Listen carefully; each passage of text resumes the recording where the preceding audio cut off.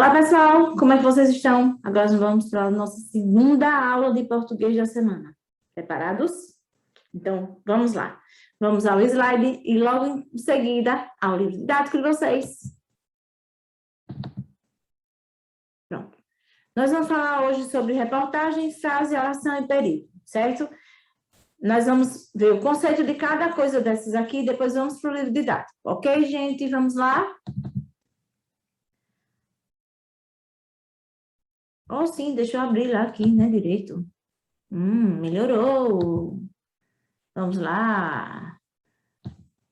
Reportagem, né, gente? É o gênero textual jornalístico que realiza interação verbal entre os indivíduos através da fala ou escrita. Ela é transmitida através dos veículos de informações, como jornais, revistas, sites, TVs e rádios. Sua principal função é informar, né? Como se trata de um gênero textual jornalístico, a reportagem ela não precisa obedecer a uma estrutura determinada, certo? Mas a gente conhece, sim, algumas... como é que eu posso dizer? Ela não tem uma estrutura fixa, mas a gente pode... Assim, como é que eu posso dizer? Mas tem uma estrutura essencial, né? A gente vai falar aqui sobre ela. Me confundi um pouco, né, gente? Meu Deus do céu. Vamos lá. Elementos essenciais ou estruturais da reportagem. Título, onde se coloca o tema da reportagem de forma clara e que atrai ao interesse do leitor, né? No caso, título ou manchete, certo, gente? Subtítulo ou título secundário, que pode apresentar outras formas relevantes no texto, não é obrigatória a sua presença, ou seja, o título de manchete, ele é obrigatório, agora o subtítulo ou título secundário, não, certo? Lead. Lead é basicamente um resumo do texto colocado no seu primeiro parágrafo, situando a relevância, ou seja, o mais importante é dito... Vamos lá. Eu acho que... situando o leitor, gente. Situando o leitor sobre o que ele vai ler a seguir.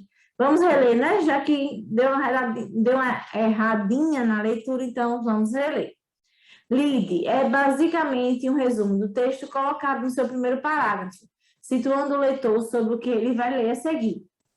As informações são colocadas de acordo com a relevância, ou seja, o mais importante é dito antes, né, gente? Então, tem o título, depois tem o lead, que traz um resumo de todo o texto, para depois, no corpo do texto, ele ser desenvolvido, né? E vamos falar agora de corpo do texto. São as demais informações sobre o fato. Comparando com o texto dissertativo, seria seu desenvolvimento. Vamos para a próxima. Agora vamos ver a diferença de notícia e reportagem, né? Vamos lá. A notícia, ela precisa ser dada logo após o fato ocorrer, certo? Por conta disso, as informações não são suficientes. É necessário um tempo maior para apurar o que aconteceu e oferecer ao leitor uma maior riqueza de detalhes, que é o papel da reportagem. A notícia é mais curta, a reportagem é mais longa e explica o desdobramento do caso, que foi necessário para que ele acontecesse.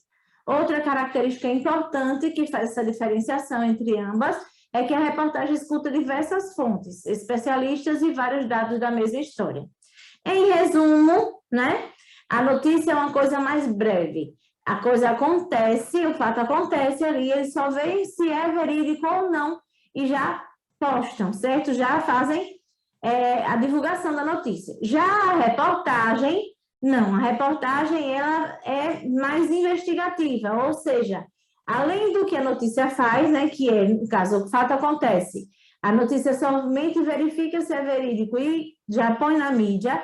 A reportagem, ela é meio que investigativa, ela vai até onde se esgotem todos os fatos sobre aquele assunto, para que depois ela seja divulgada.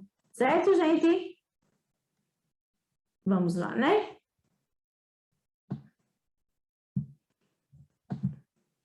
Frase, né? Agora vamos falar sobre frase, certo, gente? Agora vamos passar bem mais para perto de português, né? A gente estava perto de redação, né? Falando de gênero textual, reportagem. Agora vamos falar de frase, oração e período, ok? Vamos lá. Frase é toda comunicação dotada de sentido, ou seja, não precisa ter um verbo para que eu possa formar uma frase. Se eu falo alguma coisa e outra pessoa entende o que eu estou falando, Então, como é que eu posso dizer? Já foi feita uma comunicação, então já pode ser formada uma frase, certo? Frase é toda comunicação dotada de sentido.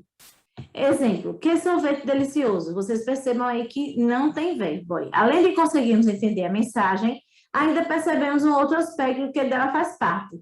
Não contém verbo, né? Agora vamos lá.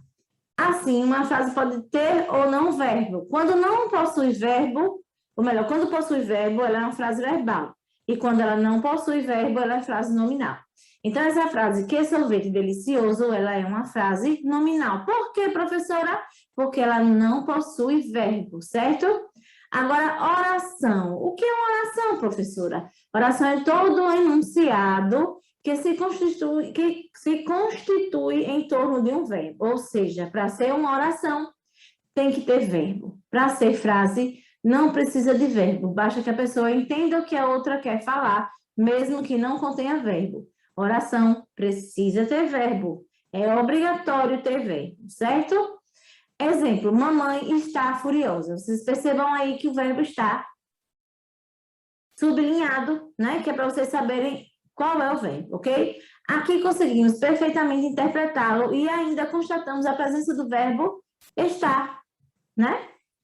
Período é todo enunciado que se constitui de uma ou mais orações, ou seja, para ser uma oração precisa ter verbo, não é isso?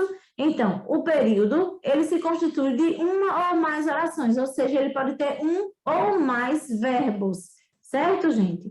Exemplo, preciso estudar para as avaliações, pois logo estarei de férias. Percebemos que o enunciado, além de estar claro, ainda possui o verbo estudar e o verbo estar, certo? Então, aí podemos chamar de período, ok? Agora vamos para o nosso livro didático, página 152, a princípio, certo? Vamos falar de reportagem nas páginas 152, 153 e 154. Depois nós vamos fazer duas questõezinhas de interpretação de texto na página 154. Depois vamos falar de frase, oração e período na página 157 e 158, certo? Me acompanhem, pessoal, por favor. E lá vamos nós, página 152, reportagem. Neste capítulo, você leu 3 notícias que mostraram como as pessoas se comportaram em relação ao lixo que produziram e sua coleta. Agora, você lerá uma reportagem sobre a destinação do lixo depois de coletado. Leia o título e o subtítulo, observe a foto da reportagem e reflita sobre as questões a seguir. Em sua opinião, o que acontece com o lixo produzido em sua casa depois da coleta domiciliar? Será que descartar o lixo corretamente em casa e na rua é o suficiente para reduzir os impactos negativos das nossas ações sobre o planeta? Por quê? Gente, não é o suficiente, mas se cada um fizer sua parte, já dá uma melhorada, né? Então, vamos para o texto agora na página 153. Brasil diz adeus ao maior lixão da América Latina em Brasília. Encerramento do lixão da estrutural marca o começo de uma nova história na gestão do resíduo, sem perder de vista a cicatriz ambiental deixada, né? Exatamente, é uma senhora cicatriz, né, gente? E vocês sabem que o lixo produz um líquido, esse líquido ele vai para o lençol freático e aí polui os rios, mesmo que aquele lixão não esteja do ladinho desse rio, mas se passar um lençol freático ali embaixo, aí o lixão já polui, né? Por isso que não é certo, certo? Então, o mais certo é um aterro sanitário devidamente feito, né? Então, vamos lá, vamos para a leitura do texto. São Paulo. Após mais de 10 anos de contenda, o planejamento, né? O Brasil vai finalmente encerrar as atividades do lixão da estrutural em Brasília, o maior em atividade na América Latina e o segundo maior do mundo, atrás apenas de Jakarta, na Indonésia. O fechamento está previsto para ocorrer neste sábado, 20. Diariamente, mais de 3.000 toneladas de resíduos do Distrito Federal tinham como destinação final o lixão, a pior forma possível de descarte. 6 décadas desde que começou a ser usado, a estrutural acumula atualmente 40 milhões de toneladas de detritos. É tanta sujeira emaranhada no mesmo espaço que o ponto mais alto da montanha de entulho chega a 60 metros de altura. No começo de 2017, Brasília inaugurou o aterro sanitário de Samambaia, o projeto para comportar 8,13 milhões de toneladas de rejeitos, com uma vida útil de 13 anos. Para garantir que só vai rejeito para o aterro, ou seja, resíduos sem possibilidade de reutilização, o governo do Distrito Federal planejou a abertura de 5 centros de triagem de material. Esses centros são essenciais para a separação de recicláveis e mais ainda para a reinserção no mercado de quase 2 mil catadores que tiravam do lixo da estrutural o seu sustento. Desafio nacional. O encerramento do lixão, localizado a 15 quilômetros da Praça dos Três Poderes, marca o começo de uma nova história para a gestão de resíduos da região e no Brasil, mas sem perder de vista a imensa cicatriz deixada. A remediação do impacto ambiental pode levar de 30 a 50 anos. Serão necessárias várias etapas de contenção de vazamentos, emissões e tratamentos da área. E como um quebra-cabeça de custo elevado, diz a exame.com Gabriela Otero, coordenadora do Departamento Técnico da Associação Brasileira de Empresas de Limpeza Pública e Resíduos Especiais, ABRELP. A entidade fechou um acordo de cooperação para acompanhar o fechamento do lixão até sua conclusão definitiva. O fechamento do lixão da estrutural e da criação de uma nova logística de descarte pode mobilizar outras cidades a fazer o mesmo, destaca a especialista. Segundo o levantamento da entidade, 1.559 municípios brasileiros, quase 30% do total, recorreram às lixões em 2016, contra 1.552 em 2015, anos com dados mais recentes disponíveis. No total, em todo o território nacional, existem 2.976 lixões em operação. Pela Política Nacional de Resíduos Sólidos, PNRS, instituída em 20 anos de atraso em 2010, ou com 20 anos de atraso em 2010, o país deveria extinguir todos os lixões até 2014. O prazo foi adiado e as capitais e municípios da região metropolitana têm até 31 de julho de 2018 para acabar com os lixões. E cidades pequenas até 2021. Claramente, a extinção dos lixões está longe de acontecer, verdade. Para a representante da ABRELP, embora a consciência sobre o problema venha crescendo, faltam mudanças concretas. O estímulo, segundo ela, pode vir do governo por meio, por exemplo, do estabelecimento de um sistema de aproveitamento energético de resíduo. Pode vir pelo próprio setor industrial, que precisa se mexer para atender a logística reversa, prevista na PNRS, e também na revisão de hábitos e atitudes por parte da população. O que não dá é ficar na inércia, a inércia custa bilhões. Precisamos nos movimentar e rever nossa relação com o lixo, sublinha. Vanessa Barbosa, Brasil diz adeus ao maior lixão da América Latina, em Brasília, Revista Exame, São Paulo e assim por diante, né? Agora vamos para o por dentro do texto, somente 2 questões, para depois a gente falar de frase e oração em período, ok? Aqui no por dentro do texto tem, qual é o fato central da reportagem lida? Gente, qual é o assunto principal dessa reportagem? Aí vocês vão colocar aqui, qual é esse fato, ok? Fato, lembre-se que é algo que a gente não pode mudar, ok? 2. Releia o título da reportagem. Brasil diz adeus ao maior lixão da América Latina, em Brasília. A. Em sua opinião, o que mais chama a atenção no título? Por quê? B. Qual o significado da expressão diz adeus nesse contexto? C. Em qual tempo verbal encontra-se o verbo diz? E aí, gente, qual é o tempo verbal? Presente, passado ou futuro? D. Por que foi usado esse tempo verbal? E aí, por que será que foi usado esse tempo verbal, né? Lembre-se, vocês viram tudo isso no slide, ainda teve a explicação daqui do livro, certo? Agora, pessoal, nós vamos falar de frase, oração e período na página 157 e 158.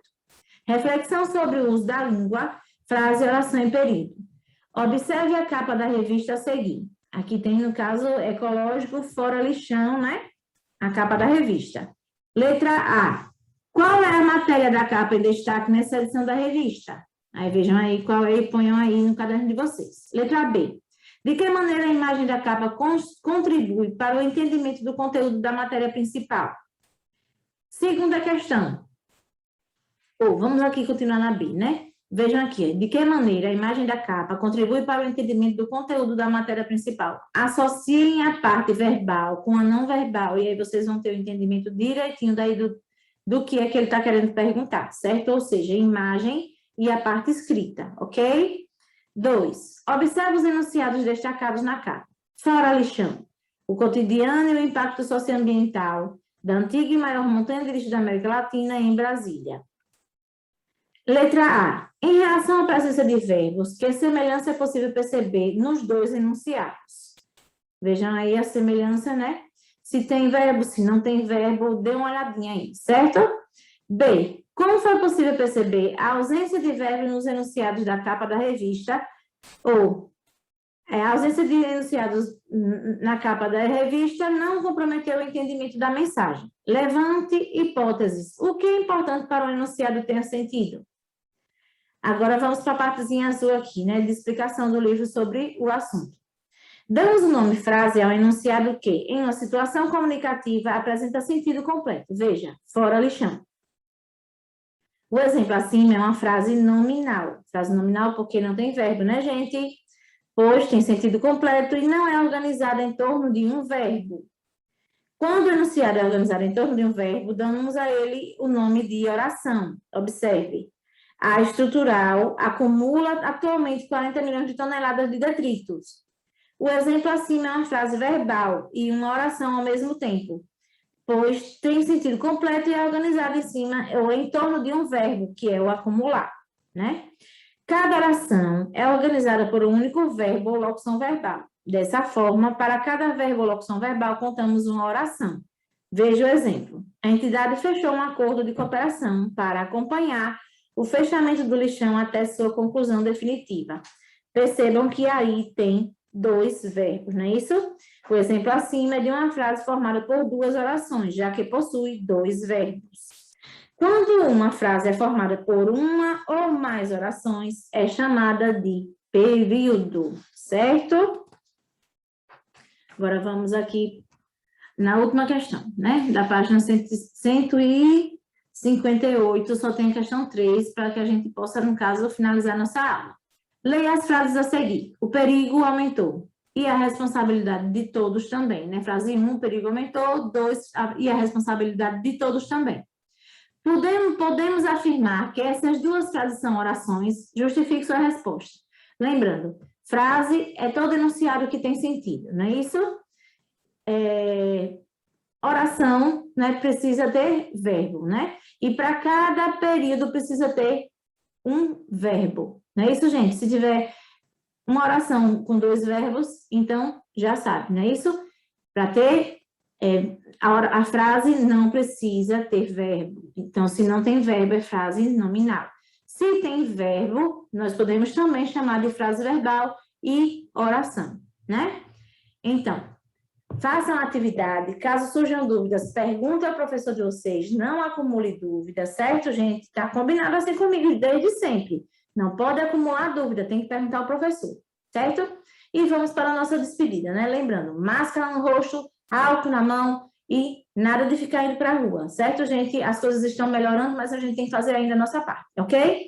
Então, vamos lá. Um abraço apertado, um beijo no coração e até a próxima com fé em Deus.